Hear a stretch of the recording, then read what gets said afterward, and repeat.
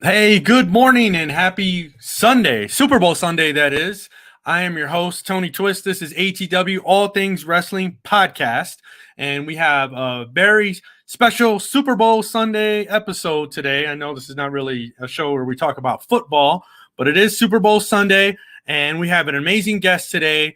She is the star of Let's Get Serial. She has her own YouTube channel. She's a pro wrestling commentator.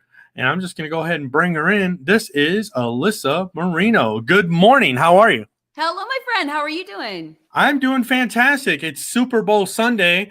It's an amazing show that the Super Bowl has lined up. Are you as excited to see Eminem and Snoop Dogg and Dr. Dre doing a halftime Super Bowl show? Are you a football fan? I have to say, I am completely out of the loop with most sports. Okay. But I have been hearing those kind of excited whispers and everything about the halftime show. So I'm sure I tune in for that and for the commercials usually. I'm not a big football fan, I got to be honest. So I kind of watch the Super Bowl for the commercials and the halftime show myself. I have to say I have a little bit of allegiance for I spent a lot of time in Los Angeles. That's where I kind of got started in pro wrestling. So I have the Rams kind of have my heart a little bit. Well, a funny story. So I'm originally from Detroit, and anyone that knows anything or not anything about football, the Lions have never won anything and are atrocious. And Matthew Stafford was a Detroit Lion quarterback for 12 years, and the guy's amazing. And the year he leaves the Lions, he goes to the Super Bowl. So, I mean, it's kind of the guy was due. So, anyways, enough about that. I think that's probably going to be the most of our NFL Super Bowl talk on the Super Bowl Sunday. But in honor of you, of your show, Let's Get Serial, I have something that I have never tried before. It is chocolate toast crunch. It sounds like it's an abomination to me. It sounds like it's just diabetes in a box. I mean, it's definitely sugary. I'll give you that. It's family size. And if you see family size, it's deceiving because, I mean, it's a decent sized box, but I've seen family size at the grocery and it's like 3 times. And so I guess it just depends on how big your family is, right? It's very true. Family is fluid. It can be anything. But I do want to say about that chocolate cinnamon toast crunch is that it's kind of like Mexican hot cocoa, where it has like a touch of cinnamon to it, but it has this really nice kind of cocoa-y taste. I actually thought it was pretty good. So, you'll have to report back. Oh, okay, good. I'm gonna give it a shot. We're gonna go ahead and go with it. I've seen where I think it was a video of yourself and your boyfriend where he poured the milk in first. Now that's a sin, right? When it comes to we don't do that. Cereal. No. Yeah, so no. I've never been a milk pourer first. It's always the cereal and then the milk. Thank you for doing it right. That's just how I grew up. That was my house. So I'm going to give this a try. The milk's been in it for a couple minutes, so, the crunch might not be there, but I think it's going to be all right. All right. Let me know. I mean, honestly, yeah. I mean, it's chocolatey. I'm a chocolate fan. I mean, who doesn't like chocolate? How can you go wrong? Right? It doesn't taste like the cinnamon toast. I mean, the cinnamon toast crunch, the regular one's pretty good. So, yes, this is true. But I'm actually go ahead. There you go. So I'm actually really excited because I got my hands finally on the cinnamon graham cracker toast crunch, which is beautiful. Like a mixture of my favorite of all time, which is Golden Grahams, plus like my number 4 favorite, which is cinnamon toast crunch. So it's my number 1 and my number 4, and they mix together. I'm so happy. Have you tried the Golden Grahams, the retro one, where it's the retro Golden Grahams? I have. Yeah. I actually found that it was a little bit there was more of a honey taste to it than I think that I really enjoyed it. Yeah, my kids just had that one recently, and I brought this home, and they said, "Hey, Dad, you're gonna let us eat that with you, right?" And I was like, "Well, I'm gonna get a try." I said, "It's not gonna be a cereal that you guys have every day, but you can get a little handful. Check it out. It's not bad. I couldn't eat it every day. It's pretty sugary." Yeah, they actually, Cinnamon Toast Crunch had a sugar cookie toast crunch one for the holidays. And that I ate an entire box in one sitting. Granted, I was at a show and it was, I was sharing it with people, but it was dangerous how good it was. So cereal, I mean, I'm a kid from the 80s. So, with cereal was kind of like the household staple. So, as a kid, my favorites, but I guess growing up in Detroit, Michigan, we had access to it all the time. Count Chocula, Boo Berry, Frankenberry. But here living in Arizona, you can only find it during Halloween. Yeah, I've noticed that. It's become more of a seasonal sort of attraction. And this was like Count Chocula, like that was my jam. Like that was before every school, my mom wasn't crazy about us having that for, breakfast every day. And growing up in a Mexican household, my grandmother would never let us eat cereal. She was totally against anything in a box. She would get up at 4:00 in the morning and make breakfast every day. Wow. So if I went to her house, if I was going to school, because sometimes my grandparents did take me to school, I would get dropped off there very early. She would have breakfast all made. There would be no cereal. She would tell me none of that stuff. What about you growing up? I think for me, it was kind of from what I recall, kind of a mix. I feel like I always had like so I will say on weekends, it was usually like McDonald's breakfast. Like that was like the special treat, like going to get a big breakfast from McDonald's. Right. Like I loved that. But for the most part, I think I always have cereal. And it's funny, my parents to this day still have, and I'm wondering like, oh, okay, I guess the apple didn't fall too far. Like rows of boxes of cereal on top of the refrigerator. So I'm like, oh, okay. Yeah, that makes sense. Okay. I understand where my love of cereal has come from if my parents are still super into it. You ever watch Seinfeld and see all the cereal boxes Jerry has on the wall? Are you a Seinfeld fan? I watched it when I was like growing up and I never knew, like I never got the jokes. And then I kind of dabbled back into it as an adult, but never really like fully immersed in Seinfeld. I'm due to go back. So he's a huge cereal fan. So, he's a grown man that's eating cereal for for breakfast, lunch, and dinner. So, yeah, he's a big cereal guy. I approve. I love that. Okay, now I need to go back and watch it. I actually we got our 12-year-old daughter watching Seinfeld with us, which is hilarious.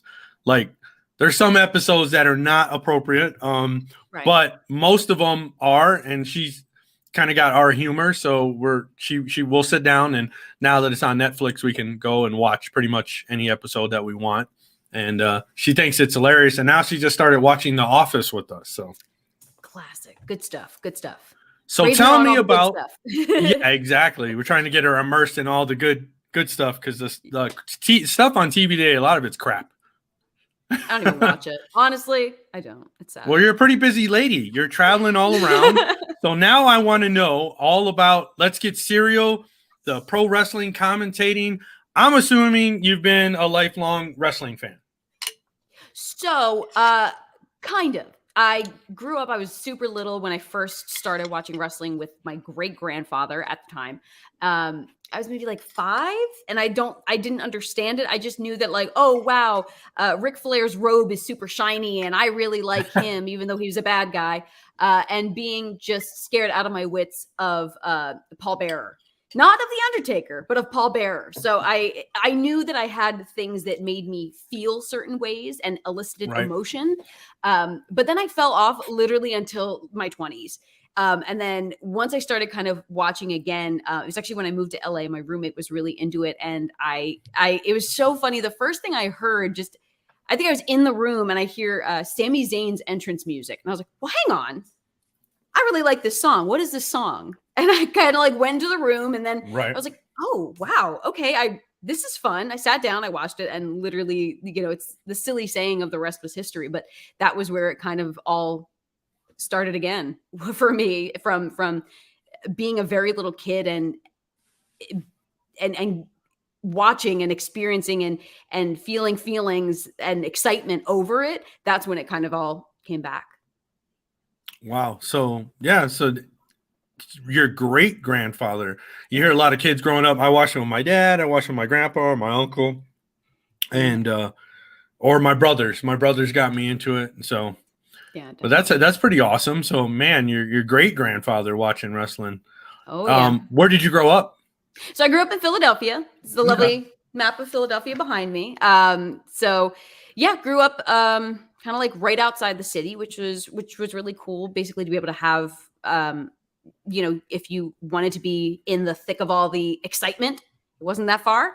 But then when you wanted to be kind of a little bit removed and out toward the suburbs, it wasn't that far either. So Well, there's a lot of wrestling history there in Philly. There certainly is. ECW being the thing that comes to mind. Of course. Have you ever, I mean, I know from the timeline I'm trying to get when you got kind of back into wrestling, you would have missed all that ECW days, right? But half of the fun of getting back into it was going back and watching old footage and getting to see old matches and getting to kind of learn about a lot of the stuff that I had missed, because it's like, of course I would like skim through when I was in grade school and see certain things on like UPN or whatever, but then actually to go back and kind of delve a little deeper was really, really awesome. Yeah, I mean, that's cool. That's a town I would have loved to back in the day, especially caught a wrestling event. But there's a lot of wrestling, homegrown wrestling there now, right? Is House of Glory, are they in Philly? House of Glory, I believe, is New York. Oh, but I mean, okay. that's the cool thing about the Northeast is that everything is super easy to get to. It's like from Beyond and Limitless up in New England to House of Glory to just honestly everything. It's just such a little cluster up there, Yeah, it seems like a lot of the territory wrestling is kind of making a huge comeback. Independent wrestling is huge right now. I mean, Texas, where you're at, the Northeast, Florida, out here on the West Coast, not so much. In California, there was, but with COVID and stuff, they had a lot of restrictions and lockdowns. But some of the places back east, the Midwest, and the South, a little bit more laxed in regards to stuff like that. Now, tell me about your pro wrestling commentating. How did you get involved in that? And then, how often are you doing shows and traveling right now? Yeah. So when I first kind of started getting that itch of, wait, hold on, I kind of rediscovered, well, how do I do this? What would it be like to do this? I mean, at first I was thinking like, maybe I'll wrestle. I don't know. So I found Santino Brothers Wrestling Academy in Bell Gardens in Southern California. Okay. And they did a one-day tryout. And, you got to go through and learn all, your roles and your, minor bumps and stuff like that. But the final part of the day was cutting a promo. And that had been something that I had been practicing because I thought about this character idea and stuff like that. And really that moment of cutting the promo was what felt like it clicked with me. Right. So I wanted to find a way, and I didn't know if it was possible. And I talked to Joey Chaos, who was running the school. I was like, is there anything for people that want to be managers or to be a valet or a ring announcer? I was never thinking commentary. Mm-hmm. And it was like, we're thinking of doing a program like that, but we haven't started it up yet, but we'll let you know. And I'm thinking, okay, we'll see. I didn't really expect that anything would come of it aside from, hey, I tried this out. This was super cool. I don't think I'm going to be in the ring wrestling, so I'm just going to keep going to shows, and that's fine. That's all well and good. Right. And then they actually did do a manager's class, and it was, I believe, October 2017, and that was life-changing. That was something where got to get a feel for. We would do live shows on like Facebook Live. So we showed up our first day, and it was like, okay, well, you're going to manage this. They had open ring at the same time at the school, so it was the idea of, okay, you're going to be managing this wrestler, you're going to manage that wrestler, you're going to referee, you two are going to do commentary, you're going to ring announce, you're going to hold the camera, you're going to take photos on, like, it was literally every aspect of an event of a production team that we were trying to fill in those classes. So it was really cool to be able to have that experience. And kind of along the same time, we started going as that manager class. We would go to events together to help set up the ring or something like that. So like one of the first places we went to was Championship Wrestling from Hollywood. And as a group, as a class, we came and helped set up the ring. And that was where I got one of my first opportunities to actually do like the backstage correspondent role. So that was really exciting. And that kind of gave me my taste for, getting in front of the camera and starting to feel, more comfortable. And at that time, I think I was sort of doing a manager character, but I realized that the actual, I wanted to have my hands on a piece of the entire show instead of just a match that I might be involved in. So it was really cool to be able to find ways that I could creatively get things out of the wrestlers I was talking to. How can I advance the storyline? What are we trying to get across and stuff like that? So I started doing that, and that kind of got me into the little like independent circuit, and it was really just that of like go to the show, set up the ring. If there's a shot, if they need a ring announcer, I was there and always had like a dress or like an outfit on hand. Right. I don't know, and sure enough, that went well, and then from there, it just kind of progressed into more and more places. As I like to say, just like letting me lend my voice to their product. So right now, I am traveling for West Coast Pro out in San Francisco, and that is honestly such an incredible promotion. So I really, really loved working with them. I'm doing remote commentary a lot now, so I'll be working with partners virtually for places like CCW, Capital That's Championship really cool. Wrestling. Yeah, it's awesome to have that ability. So we'll kind of watch through the match and call the matches together. So I'm working with Ella J on that, who's been awesome. And that's for Capital Championship Wrestling. They're based in Delaware. I've had a couple opportunities with WWR Plus / Beyond last year. So that was really cool. And then I'm working with Generation Championship Wrestling. I'm actually based in Florida right now. So I've been working with them around Tampa. Tampa Bay Pro has a division called Dream, which is their women's division. I've been helping out with that. And I'm honestly, I'm just kind of like wherever I can be and wherever they'll let me. So. Wow. That's really fascinating. All the stuff you were talking about. So you're like, hey, went in there, like, I'm going to try out. I'm going to be a wrestler. And then you totally went the other route. But to me, I've always been really big on, I've been a lifelong wrestling fan. So going back to as a kid, Bobby the Brain Heenan, all these great managers, you were talking about Paul Bear, like the in-ring psychology and everything that's kind of outside of the ring is such a, big part of the whole story, right? Like, so once you started kind of doing that, you were like, nah, I don't really want to be a wrestler. Like, I love this side of it. And this just kind of just got me, like the bug bit you, right? That's exactly it. And I think too, for me, there is a certain level of, I think, confidence and security that you need to have when you're in the ring and you are in charge of both your own and someone else's body. Where I think I would second guess myself too much in my physicality, or, am I doing this right? And in that moment of doubt, like something really bad can happen. And I didn't ever want to risk that. So I think for me, it was, I wanted to be involved. I wanted to play a part. And I realized like the best role that I can play is by being a storyteller and helping to, the athletes are doing so much to tell a story with their bodies. Like, let me give that little nudge, or help shed light, or make the audience ask themselves a question about what's happening, about their history, about the background, about why this is so important. So I think that being able to kind of convey that passion when they're doing so much physically felt like the best way that I could contribute. Yeah. I mean, that is really cool how you kind of transition to that. And I'm going to put you on the spot though. Uh-oh. Do you remember that promo you cut? Oh yes, I do. So it's actually funny. This was a wrestling character that I had in mind that I actually turned into a manager character temporarily when I first got started out in SoCal. And it was Kathy from Human Resources. And she was a Midwestern human resources representative. And she was, oh God, I couldn't remember the actual subject matter of the promo, but it was something along the lines of, it's very important, you see, that we are adhering to all the rules and regulations of this establishment. And I think that you have not. Oh my God, I just remembered. My big line was prepare to comply.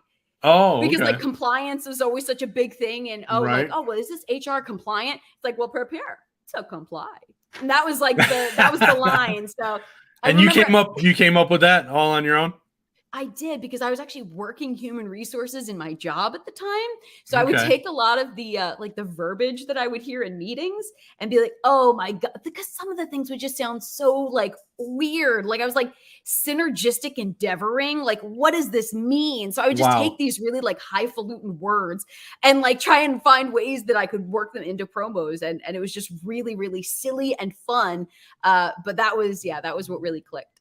Well, that Midwestern accent is definitely upper Midwest, and it's pretty damn good. I got to give it to you. From being from Philly to pull off, the Philly accent, you think of people in Philly like, hey, yo, like the New York type of, There is hard accent. actually, there is actually a Northeast Philly accent that I slip into every now and then. My mother has a very strong one, and I love it. That's too funny. So your character, it was Kathy from Human Resources. That was going to be your gimmick. That was going to be it. It was going to be Okay. someone that was like there to basically ruin the party. And Okay. at Santino Brothers, I was a general manager for the company. And Mm-hmm. one of my things was, when I was actually fired from the company, it was because I was trying to implement rules that said, I was very much channeling like the Drew Gulak PowerPoint era of like, well, here are our rules. There will be no more flying from the top rope. Matches will be no longer than 5 minutes. Like, it was just really like silly things that would make all the fans really upset. And that was actually, that was how it worked. Wow. So when you transitioned to that whole general manager thing, did you stay with that, or did you go by your real name? Oh no, so when I did the general manager character, it was always Kathy, and Kathy from Human Resources. And then when I started doing backstage interviewing and commentary and ring announcing, I was Kathy Campanelli.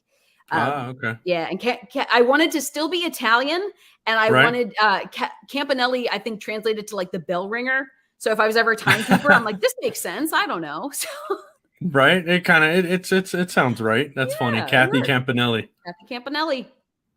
So that was when you're in California, and then tell me kind of the transition into going into the full kind of commentary, or interviewer.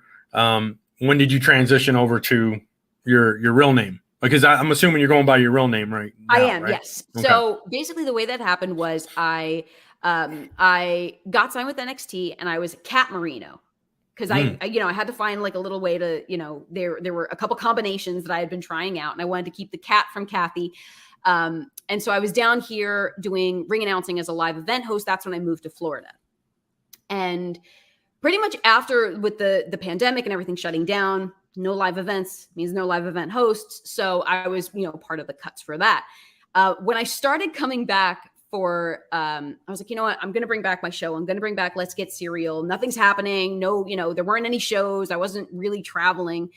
I was like, I'm just going to be me. Because it was just so much of a headache. I'm like, I've had like 7 different names at this point. Like, let me just be me. This is easier. So that was when I really kind of came back as myself. Was with Let's Get Serial. So you were with NXT for a little while? I was, yeah. So I started with them in January 2020, and then when everything kind of started taking a header, was I when remember that January 2020, like, this is going to be great, start of a new decade. Yeah. And, this and that. 2020 is going to be the year, right? In January. And then 2 months later, he's like, what the hell? Yep. And here we are, almost 2 years later now. Right? Yeah. So, but yeah, that was actually where, what brought me to Florida, and kind of just still here hanging out.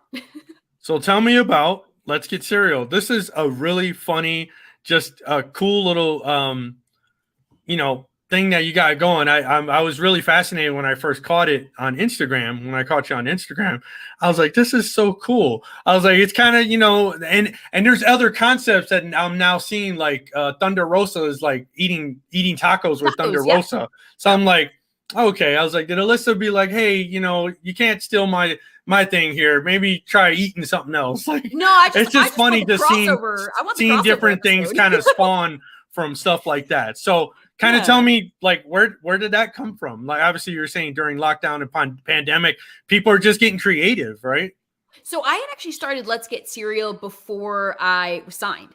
So I'd actually been doing it. I would bring cereal to wrestling shows, or it was actually really cool for a time out in SoCal. Like people knew me as the cereal girl, so they would bring cereal to shows, which was awesome. I was like, oh my gosh. I was like, if nothing ever happens, I've at least had people bring me food. I'm happy. This is. So how did they know you were the cereal girl? Or did you just show up one day just eating some cereal and people were like, it was all from social media. So it was people would follow me on social media and see me. I would do cereal reviews, and like it was really just something that spawned from social media and became Let's Get Cereal. Before I started having guests, it would just be like, hey, I'm going to try these cereals, whatever. And then it became, oh, cereal girl. And then it became fans, bringing cereal to shows and stuff like that.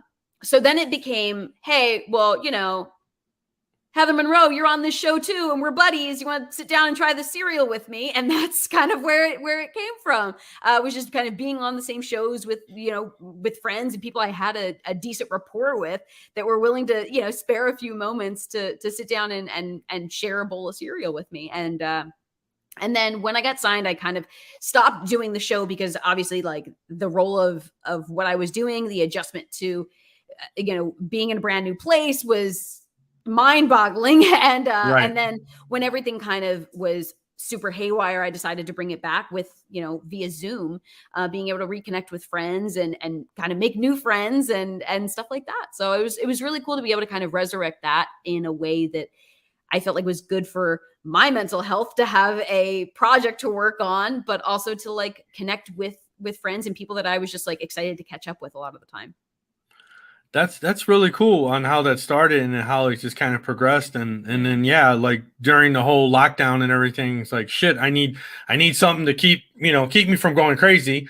And so your kind of show just like, you just start eating with people via Zoom or, on some kind of a podcast or, your show.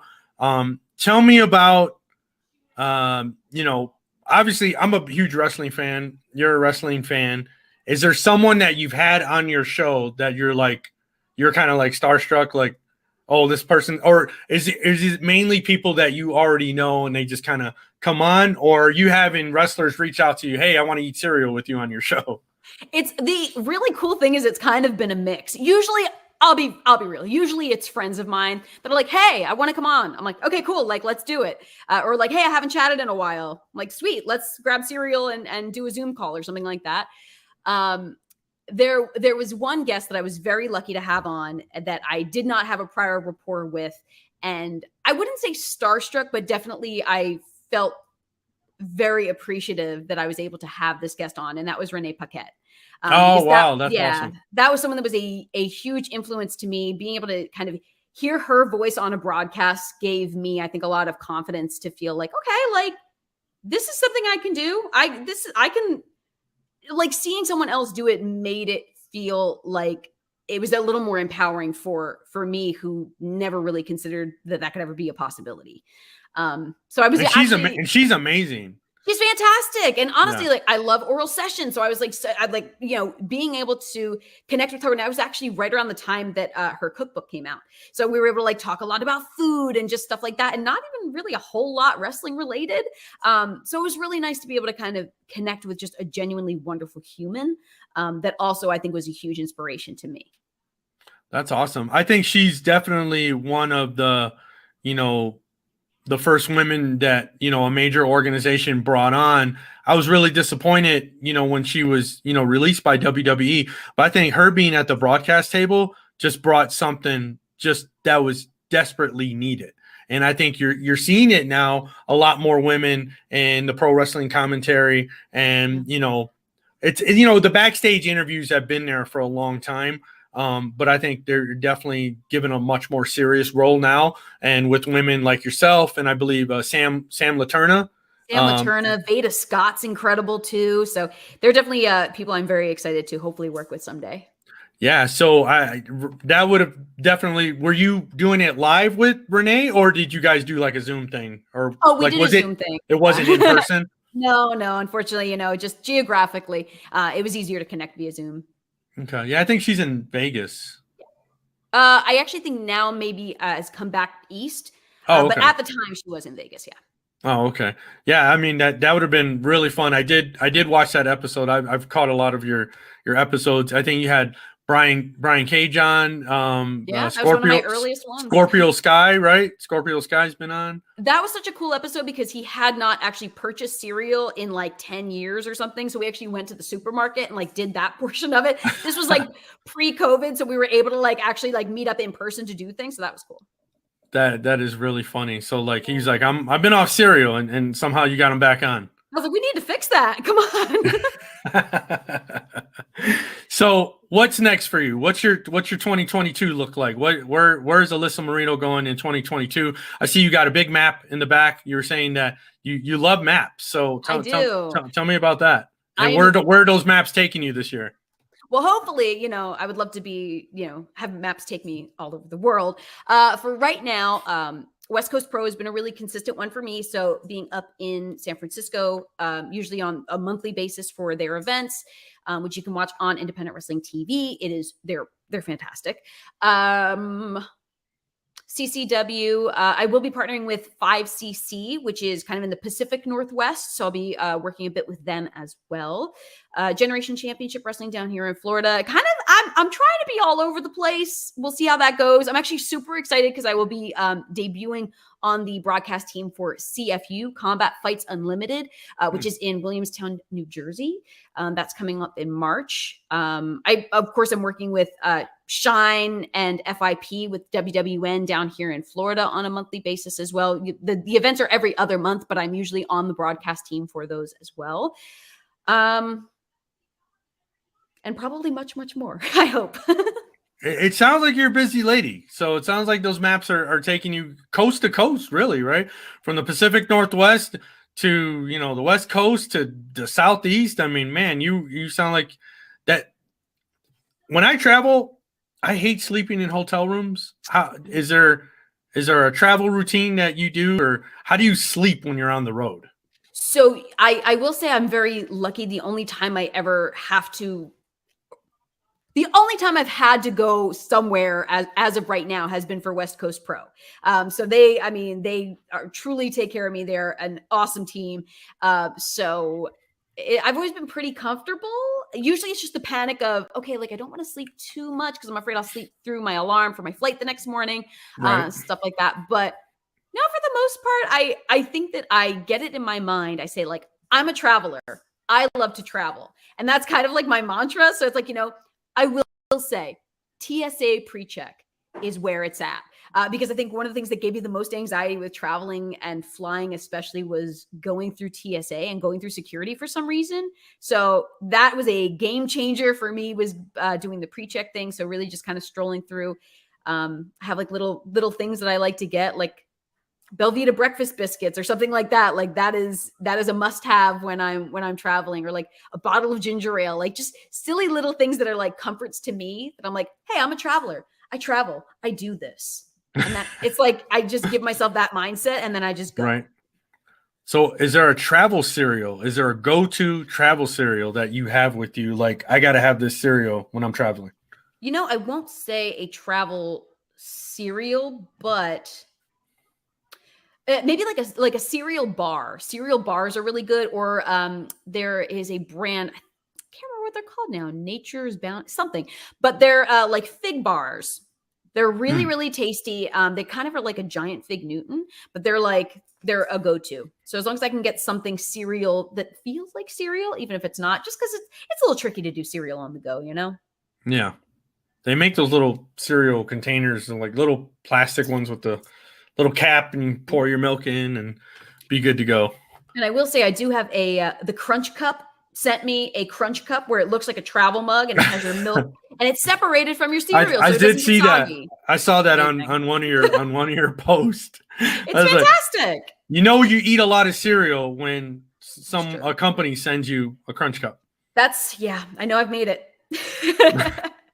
Well, I got a question for you. Are we ever going to see you back in the ring, or are you just happy? You're happy on this side of the ring. I am very happy on the side of the ring that I am on. I could see myself like training for fun, but I don't think I could ever see myself like wrestling a match, if that makes sense. Right. The stakes are too high for me. But if I'm just kind of like playing around, like, you know, grappling with friends, like that's fine. But I couldn't see myself wrestling an actual match. Now, being that you're in the independent world of pro wrestling, do you watch any of the big, WWE? Do you watch AEW? Or is there anything you're following? Did you watch the Rumble recently that got a lot of backlash? Are you excited for WrestleMania, or are you just too busy and you can't watch this stuff? That's the hardest thing, is that there is so much wrestling happening all the time.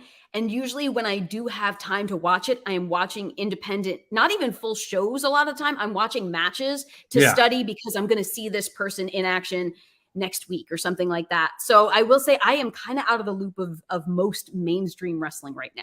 Like I catch highlights online, but I don't have enough. I don't have the time. Yeah, and that's what I hear from, we've had some really amazing guests on. Sammy Kiss, we had him on not too long ago. Sammy Kiss out of Wildcat Sports in Texas. He's a pro wrestling commentator. And it's like, when you're in the wrestling world, if you're not in any of the major organizations, it's like, you don't really have time. Like, it's like all consuming, and with all the travel and everything. I was talking to Jimmy Smith, who does the voice for Monday Night Raw for WWE, and his travel schedule the guy's just basically going from place to place, and it's just, you don't have time to really, he's on Raw and he doesn't really have time to watch SmackDown. So I would imagine someone like yourself, you're with different organizations, you're traveling, when you're sitting at home, with your boyfriend, and you're like, I really probably don't want to watch wrestling right now. Like, and it's funny because we do, like, we'll watch like his matches, like we'll watch his matches from the weekend or something like that, just to kind of like, I'll listen to, I did commentary at West Coast Pro, let's watch it back. I want to hear the commentary and like make notes or something like that. So it's just different, So there's no Netflix going on. We're just watching wrestling. For the most part, it's usually like a loop of just YouTube and like whatever matches it pops up afterward. That's so cool. That would be fun. It's a fun lifestyle. Maybe in another life I'll be a wrestler or someone in the wrestling world. So for now, I just have a wrestling podcast, and everyone that we have on, we've had some great guests, and we're just super fans, and I'll have guest co-hosts and things like that. So it's just something that it's a side passion for me. But someone like you, that would be a really cool and just kind of exciting, adventurous type of, life. It's like, hey, you kind of be around something you love, and, you have an amazing voice. And I think on your commentary and everything, like, you got big things coming for you. I definitely see that for sure. I definitely hope so. And thank you, because I think you are doing an awesome service of like bringing people in and kind of communicating with other, fans and wrestling personalities. And I think that's super important too, that we keep a discourse going, Yeah, that is awesome. I have some really exciting guests that I have lined up, and I just do this show for fun. I have a ton of fun talking with people like yourself that are in the wrestling world. It kind of makes me feel like I'm in the wrestling world a little bit, but so it's awesome. I enjoy it. I have a lot of fun. Well, Alyssa, I know your time is valuable, so I appreciate you so much coming on today. It is Super Bowl Sunday. At least try to watch the halftime show and some commercials if you can. I'm going to do my best. Eminem and Dr. Dre halftime show could be something good. Hopefully, fingers crossed. I'm from that generation. I'm hoping, it might be a Super Bowl show, maybe 10 years too late, but you never know, right? Could be a good throwback. You never know. So, do you have any shows that are coming up? Anything that you would love to plug? Tell my audience where we can find you online. Let's talk about Let's Get Cereal. I'll plug away. Okay. So I am at AYY_Marino on all social media. If you want to support me or my show, Let's Get Cereal, I have a Patreon, patreon.com/Let's Get Cereal. You can find Let's Get Cereal full episodes on YouTube, which is youtube.com/Alyssa Marino. Ella J and I host the CCW In and Out the Locker Room podcast, which is available wherever you get your podcasts. We also have a video version that is available on YouTube. Just follow me on social media, and I'll be happy to share where I'm going to be next. My story's always got flyers of something of what I'm doing. That's awesome. Well, thank you so much, Alyssa. And if you wouldn't mind just hanging tight just for a moment, After the show, just wanted to chat with you, but I thank you so much again for joining us today. I am your host, Tony Twist. This is ATW, All Things Wrestling Podcast. It's Super Bowl Sunday. Go enjoy the Super Bowl halftime show, if anything else. You guys all have a wonderful Sunday. Thanks again, Alyssa. Have a great day. Thanks for having me.